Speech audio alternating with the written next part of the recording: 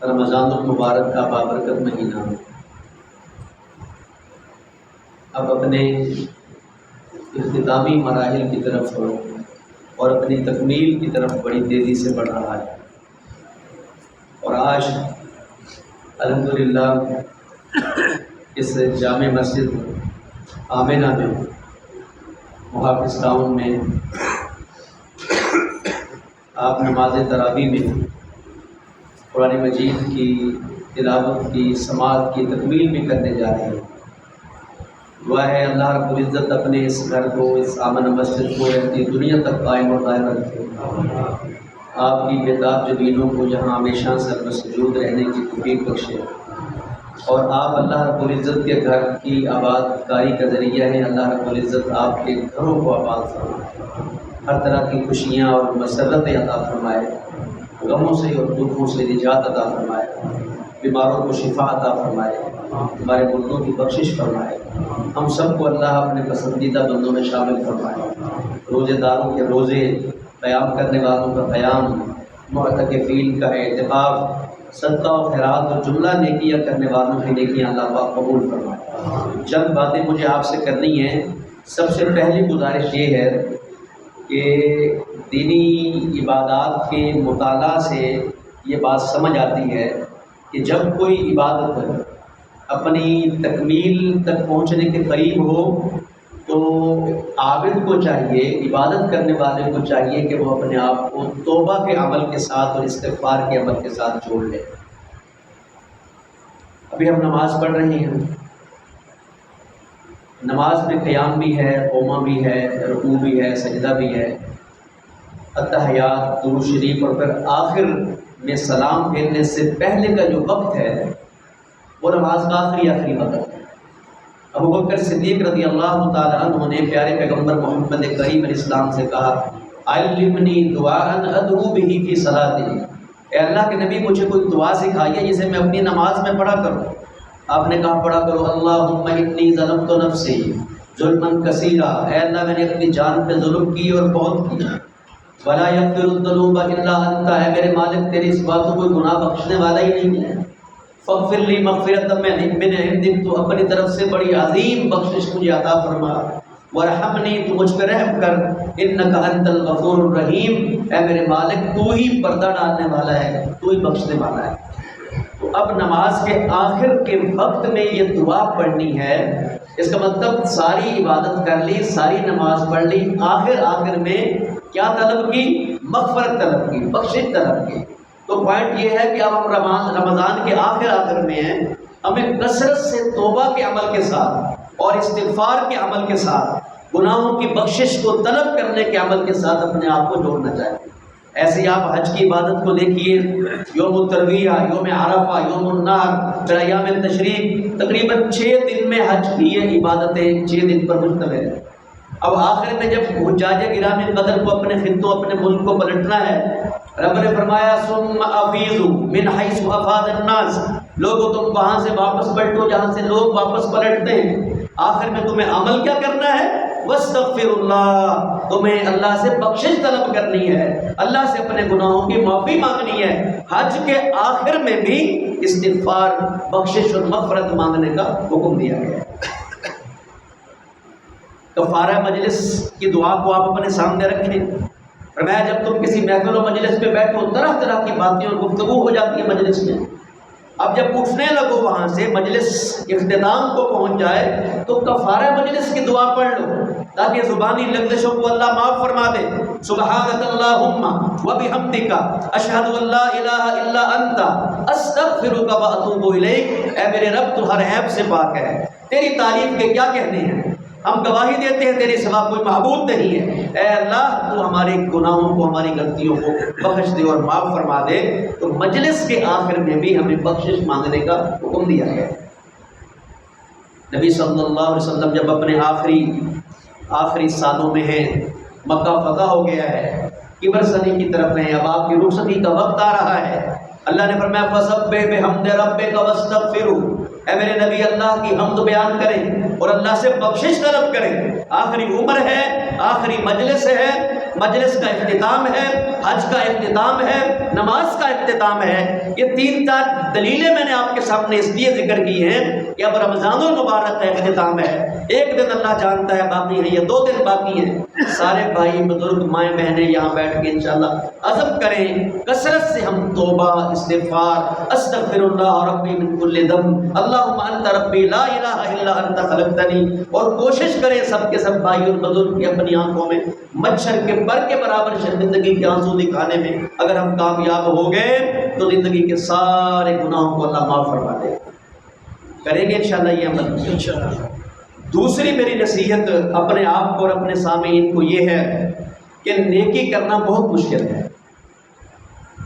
مگر کی ہوئی نیکی کو سنبھالنا اس سے بھی مشکل ہے۔ آپ یوں لے لیجئے کہ ایک شخص کڑکتی دوپہر میں چلچلاتی دھوپ میں دور سے پانی کی مشک بھر کے لا رہا ہے، اپنی کمر پہ اٹھا کے لا رہا ہے۔ اب جس برتن میں وہ پانی ڈال رہا ہے اس کے پہنے میں سوراخ ہے، دور سے بیچارہ پانی لا رہا ہے بڑی محنت کے ساتھ، بڑی مشقت کے ساتھ، مگر جس برتن میں ڈال رہا ہے اس میں سوراخ ہیں، تو آپ دیکھیے اس کی یہ ساری کی ساری محنت رائے گاہ جائے گی اور بیکار جائے گی۔ بھائی روزے رکھنا بڑا مشقت کا عمل ہے، تراویح پڑھنا، صدقہ خیرات کرنا، جملہ نیکیاں کرنا، لیکن جو ہمیں احتیاط کرنی ہے یہاں پر وہ نیکیوں کو ضائع ہونے سے بچانے کا عمل ہے تاکہ اعمال حبط نہ ہو جائیں۔ یاد رکھیے سب سے پہلا عمل جس سے انسانوں کے عمل برباد ہوتے ہیں وہ شرک کا عمل ہے، اللہ کے حقوق میں خرابی اور زیادتی کا عمل ہے۔ اللہ رب العزت نے ہمارے پیارے نبی سے مخاطب ہو کے فرمایا وَلَقَدْ أُوحِيَ إِلَيْكَ وَإِلَى الَّذِينَ مِن قَبْلِكَ لَئِنْ أَشْرَكْتَ لَيَحْبَطَنَّ عَمَلُكَ وَلَتَكُونَنَّ مِنَ الْخَاسِرِينَ۔ اے پیارے حبیب ہم نے آپ کی طرف بھی اور آپ سے بیشتر سبھی پیغمبروں کی طرف یہ وحی کر دی تھی، یہ صاف واشگاف الفاظ میں پیغام دے دیا تھا کہ اگر آپ نے بھی ہمارے شریک بنائے اور شرک کیا آپ کے عمل برباد ہو جائیں گے اور آپ خسارہ پانے والوں میں سے ہو جائیں گے۔ اللہ شرک کی ہر شکل سے ہمیں محفوظ رکھے۔ ارتداد مرتد ہونا، وَمَن يَرْتَدِدْ مِنْكُمْ عَنْ دِينِهِ فَيَمُتْ وَهُوَ كَافِرٌ فَأُولَٰئِكَ حَبِطَتْ أَعْمَالُهُمْ فِي الدُّنْيَا وَالْآخِرَةِ۔ اور میں جو شخص دین کو پیٹھ دکھا دے گا، دین سے منحرف ہو جائے گا، دین سے مرتد ہو جائے گا، دین کو ترک کر دے گا اور اسی حالت میں اس کی موت واقع ہو جائے گی کہ وہ کفر پہ ہے، تو یہ وہ بد نصیب ہیں دنیا میں بھی جن کے اعمال برباد ہو گئے، آخرت میں بھی ان کے اعمال برباد ہو گئے۔ تیسرا عمل ہے اللہ کی باتوں سے اور اللہ کے رسول کی باتوں سے نفرت کرنا۔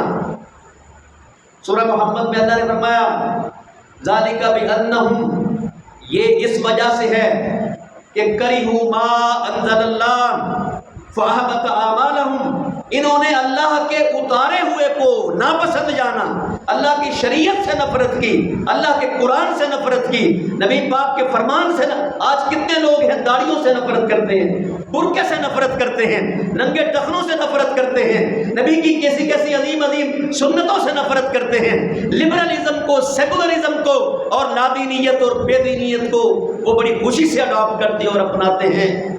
بڑی خطرناک بات ہے میرے بھائی، بڑی محنت سے یہ نیکیاں کی ہیں، اگر خدا نہ خواستہ کسی سنت کو ہم نے حقیق سمجھ لیا اور دین کے کسی مسئلے سے ہم نے نفرت کی تو اللہ رب العزت عمل برباد کر دے۔ ایسے ہی فرمایا من فاتتہ العصر فقد حبط عملہ، جس شخص کی عصر کی نماز ضائع ہو گئی اس کے عمل برباد ہو گئے۔ آپ نے پوچھا جانتے ہو مفلس و کلاش کون ہے میری امت کا؟ صحابہ نے کہا اللہ اس کے رسول بہتر جانتے ہیں۔ پھر کہا ہمارے پاس تو یہی تو تعریف ہے مفلس و کلاش کی جس کے پاس درہم و دینار نہ ہو، اور میں نہیں لوگوں، میری امت کا مفلس وہ ہے قیامت کو نمازیں بھی لے کے آئے گا، صدقہ بھی لے کے آئے گا، روزے بھی لے کے آئے گا، مگر کسی کو گالی دی ہوگی، کسی کا مال کھایا ہوگا، کسی کو مارا ہوگا، کسی کا خون بہایا ہوگا، تو اللہ تبارک و تعالیٰ بدلے میں اس کی نیکیاں اٹھا کے اسے دیں گے اور اسے اٹھا کے جہنم میں پھینک دیں گے۔ اس کے عمل گویا برباد ہو گئے۔ تو عقائد میں، عبادات میں اور معاملات زندگی میں ہمیں ان اعمال سے بچنا ہے جن سے کی گئی نیکیاں تباہ و برباد ہو جاتی ہیں۔ اللہ تعالیٰ رمضان المبارک کی ہماری یہ نیکیاں اور سب نیکیاں ہمیں ان کی حفاظت کرنے کی توفیق بخشے۔ ایک عورت تھی عرب میں، دیوانی عورت تھی، سود بٹتی تھی اور شام کو اپنے بٹے ہوئے سود کے تار پود خود ہی بکھیر دیتی تھی۔ فرمایا وَلَا تَكُونُوا كَالَّتِي نَقَضَتْ غَزْلَهَا مِن بَعْدِ قُوَّةٍ أَنْكَاثًا، لوگوں اس عورت کی طرح نہ ہو جاؤ جس نے بڑی مشقت سے اپنا کپڑا بنا، اپنا سود اس نے کاٹنے کے عمل سے وہ گزری، لیکن جب اس نے اسے بن لیا تو خود ہی اپنے بٹے ہوئے سود کو اس کے تار پود بکھیر دیے۔ اللہ نے رمضان میں جنت کھول کے جہنم بند کر کے دشمن ہمارا جکڑ کے ہمیں نیکیوں کا موقع دیا۔ یاد رہے چاند رات آنے والی ہے، بندھا ہوا دشمن کھلنے والا ہے۔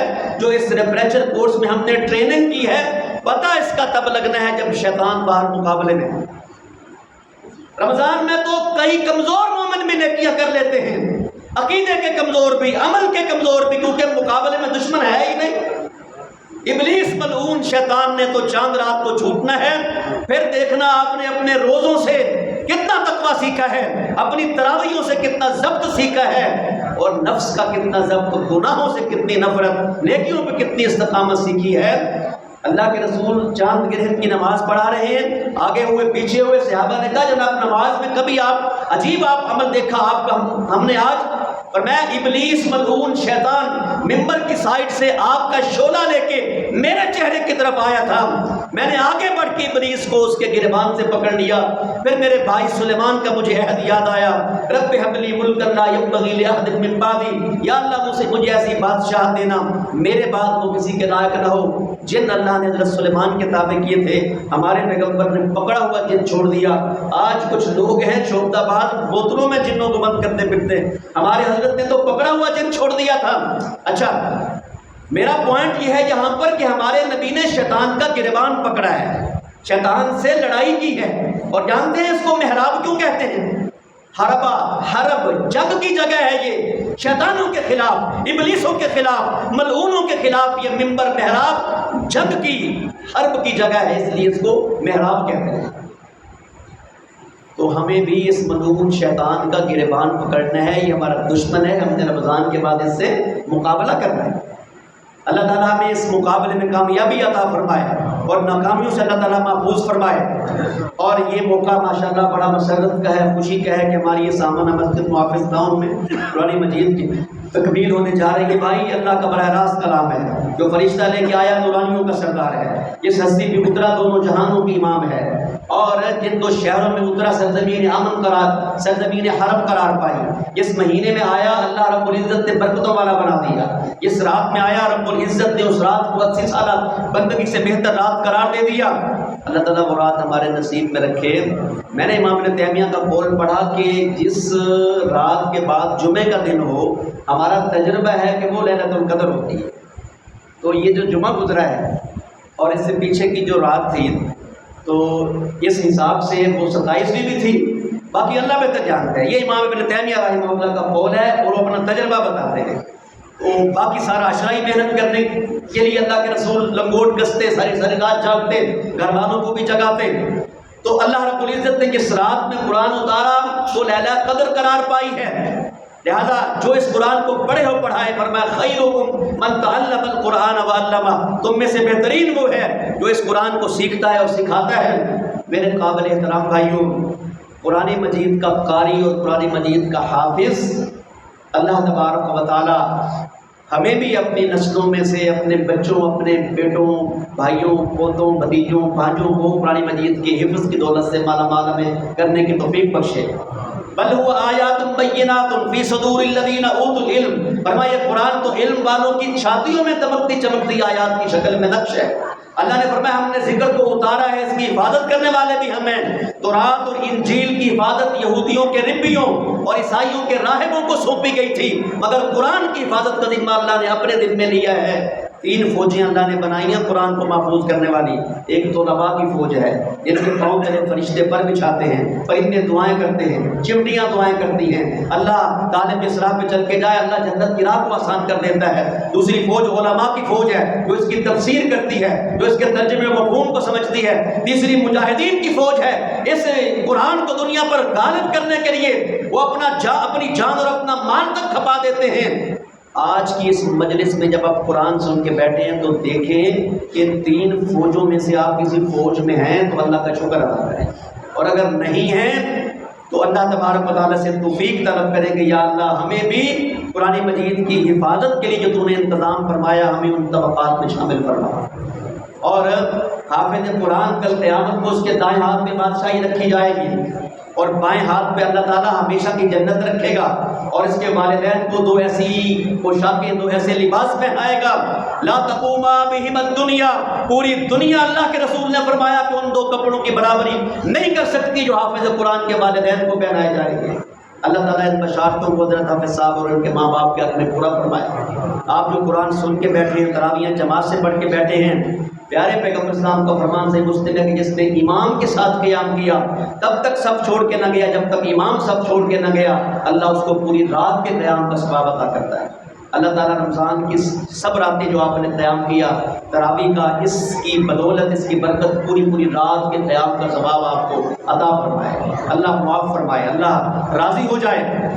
قرآن مجید نے انقلاب برپا کیا, بدل کے رکھ دیا. وہ جو بیٹیوں کو زندہ درگور کرنے والے تھے, وہ جو گھوڑ دوڑ پہ جھگڑنے والے تھے, وہ بجلی کا کڑکا تھا یا سوتے ہاتھی, عرب کی زمین جس نے ساری ہلا دی, اتر کر ہرا سے سوئے قوم آیا اور ایک نسخہ کیمیا ساتھ لایا. فَأَصْبَحْتُم بِنِعْمَتِهِ إِخْوَانًا, وہ ٹوٹا پھوٹا معاشرہ, وہ کٹا پھٹا معاشرہ, وہ نفرتوں کا گہوارہ معاشرہ قرآن کی برکت سے امن کا گہوارہ بن گیا. دشمن بھائی بھائی بن گئے. آج ہم اس قرآن کو سن کے بیٹھے ہیں. اللہ نے فرمایا قرآن سننے والے 3 طرح کے لوگ ہیں. ثم اورثنا الكتاب الذين اصطفينا من عبادنا فمنهم ظالم لنفسه ومنهم مقتصد ومنهم سابق بالخيرات. کچھ تو اپنی جانوں پہ ظلم کرنے والے ہیں, کچھ درمیانہ رو ہیں, کچھ نیکیوں میں سب سے آگے بڑھ جانے والے ہیں. یا اللہ ہمیں قرآن کے ان وارثوں میں سے بنا جو نیکیوں میں سب سے آگے بڑھ جانے والے ہیں. اور ظلم, آپ تو خوش نصیب ہیں کہ آپ یہاں ترجمہ و تفسیر پڑھتے ہیں. ہمارے برادر اکبر مولانا اجاز تنویر حفظہ اللہ سے بڑی شاندار باتیں ہم دیکھتے رہتے ہیں, آپ کی ویڈیوز وغیرہ اور تذکرہ پڑھتا رہتا ہے. اس سے بڑا کوئی ظلم ہے کہ فزکس بندہ سمجھ کے پڑھے, کیمسٹری سمجھ کے پڑھے, اور بایو سمجھ کے پڑھے, انگلش اور کمپیوٹر سمجھ کے پڑھے. یارو ہماری قوم نے, معاشرے نے, مسلمانوں نے, کلمہ پڑھنے والوں نے قرآن کے ساتھ ظلم کیا ہے کہ یہی بیچاری ایک ایسی کتاب رہ گئی ہے جس کو بغیر سمجھ کے پڑھنا ہے. بس یہ سمجھنے کی بات ہے میرے لیے اور آپ کے لیے. پھر اس قرآن نے جو معاشرہ تیار کیا, لو میری آخری بات, مجھے 15 منٹ بزرگوں نے دیے, میں نے تھوڑی سی اس میں 2 منٹ میں اور بات کروں گا. امام ہبت اللہ لالکائی نے شرح اصول اعتقاد اہل سنہ میں امام اوزائی سے نقل کیا ہے کہ جو رسول اللہ کا تیار کردہ معاشرہ تھا, جو قرآن نے معاشرہ تیار کیا تھا, ان میں 5 خوبیاں تھیں. کتنی خوبیاں تھیں؟ یہ ہے آؤٹ پٹ. ہر فیکٹری, ہر مصنع, ہر انجینئر جو اس نے ایجاد کیا, اس کی پروڈکٹ کیا ہے, نکلا کیا ہے, اللہ کے رسول کی تربیت سے نکلا کیا ہے. لزوم الجماعہ و اتباع السنہ و تلاوت القرآن و عمارت المسجد والجہاد فی سبیل اللہ. قرآن نے جو معاشرہ تیار کیا تھا وہ جماعت تھے, فرقہ نہیں تھے. وہ اتباع سنت کے پیروکار تھے, وہ بدعتی نہیں تھے. وہ قرآن مجید کی تلاوت کرتے تھے, موسیقی کے پیچھے نہیں تھے. وہ سنتوں کے پیروکار تھے, بدعتوں کے فالوور نہیں تھے. وہ مسجدیں بناتے تھے اور بساتے تھے اور آباد کرتے تھے. وہ اپنی زبان سے اللہ کے دین کی دعوت دیتے تھے اور اللہ کے دین کو بلند کرنے کے لیے تلواریں چلاتے تھے اور جہاد فی سبیل اللہ میں اپنی قربانیاں دیا کرتے تھے. ان 5 خوبیوں سے صحابہ کرام کی شکل میں تیار کرتا تکوین سوسائٹی معاشرہ تھا.